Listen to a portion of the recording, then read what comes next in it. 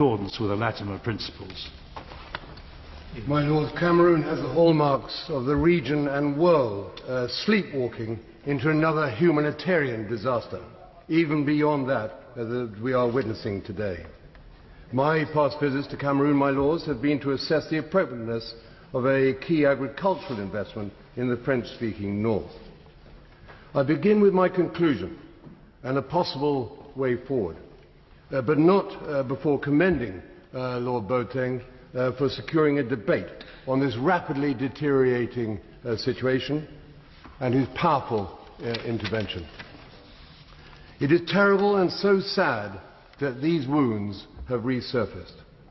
But I fear it was always going to be thus, with the exclusion of the English-speaking minority in the affairs of state. The only practical solution, from distance, is a political settlement with either a United Nations or African Union peacekeeping contingent being placed on the ground to enable an immediate cessation of violence, ensuring a humanitarian protective intervention, and a cooling-off period to create the conditions to allow an equitable settlement to be hammered out.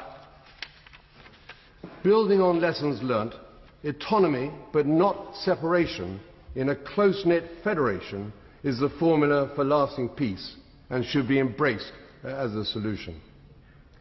I have not tracked the papers that explained why this was not contained in the 1961 plebiscite when divesting from southern Cameroon.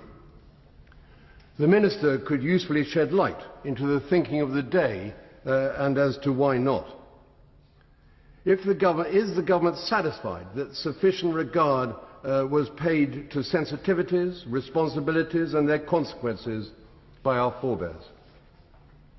The Minister may wish to comment on the background of the 6th of November 2018 ruling in favour of the Foreign and Commonwealth Office regarding the legality of the original plebiscite.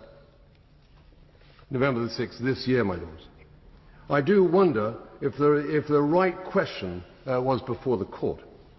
I will refer to the Cairo Declaration and the subsequent Constitutive Act of the African Union. What was always and still is envisaged as an acceptable solution to the English language-speaking people of Cameroon was a choice of a federation made up of two states with equal status. My lords, I'm not critical of London in isolation. The Quai d'Orsay possibly pressed what it considered to be an advantage by not containing this key option in restricting the alternatives to a choice between Nigeria or French Cameroon. Importantly, the 1964 Cairo Declaration on African Borders, reaffirmed in Article 4b of the Constitutive Act of the African Union, however, and signed off by the President of Cameroon, makes clear that demarcation of the territory of each African state is recognized as being such on the date of its independence. Does the United Kingdom government accept this to be the case, or not? Has there been subsequent declarations that nullify these issues on borders? If not, it would follow that French Cameroon and Ambazonia are both able to assert territorial integrity. At no time before or after its independence from France was the southern Cameroons part of that country known by its French name and style as La République du Cameroon. A solution would be a close-knit federation made up of two entities and thus ensuring no parting of the ways. The question of the legitimacy of territorial integrity superseding that of self-determination would not be relevant in this instance.